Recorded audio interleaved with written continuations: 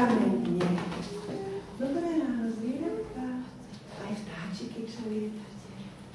A na stromoch spievate. No, ľudia sa nás niekedy pýtajú, že prečo ste založili takúto škôlku, že čo vás k tomu viedlo, ako to vzniklo. No, v dnešnej dobe, keď všetko je strašne rýchle a zamerané na výkon, všetko sa okolo nás míha a na nič nie je dosť času a častokrát vidím aj dospelých, ktorí na svoje dieťa volajú, ponáhľaj sa, nemáme čas. Tak zdalo sa aj mne, aj teda mojim kolegyňam dôležité vytvoriť miesto a priestor pre deti, kde toho času je dosť. Kde môžeme spolu robiť pekné veci, kde môžeme spolu robiť veci, ktoré majú zmysel.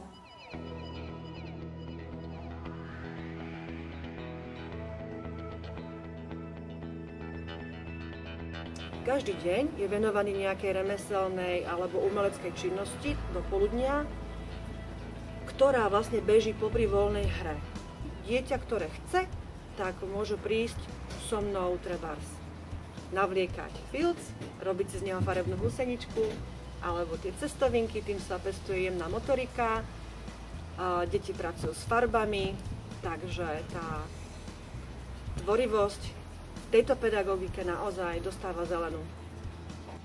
Čo sa týka hračiek, my vlastne uprednostňujeme prírodné materiály, aby deti mali skutočný zážitok, aj hmatový, aj zmyslový, z tých reálnych vecí, s ktorými sa hrajú. Sú tu kusy drievok, hodvábne šatky, látky,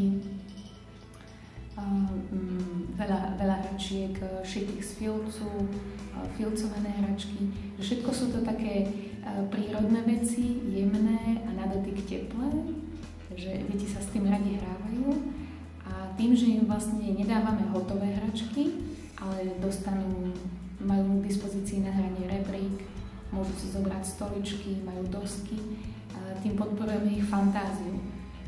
Oni si veľmi rýchlo zvyknú na to, že z 2 stoličiek môže byť obchod, môže to byť nemocnica, prekryjú to látkou, môže to byť čokoľvek. To ich vôbec neobmedzuje v tej fantázii.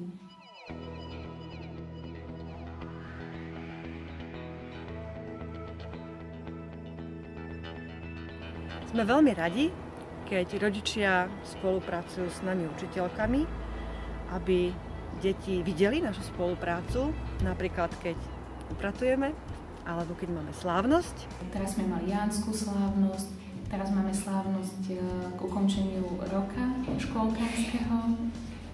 Budeme mať na jeseň slávnosť dožinkovú. Vlastne vždycky pozveme rodičov, aby vlastne ten slávnostný čas mohli prežiť spolu s nami. Zahráme sa, zaspievame si pesničky, robíme si spoločnú hostinku s deťmi aj s rodičmi. Tým vlastne dáme zmysel tomu sviatku, ktorý sa slávi. My sme vo Waldorfskej škôlke 2 týždne. Bola to škôlka, ktorú som si vybrala kvôli tomu, že som čítala nejaké knižky na túto tematiku a veľmi sa mi páčil prístup k výchove, spojenie s prírodou, ktorá táto vlastne škôlka uprednostňuje, aj tento životný prístup.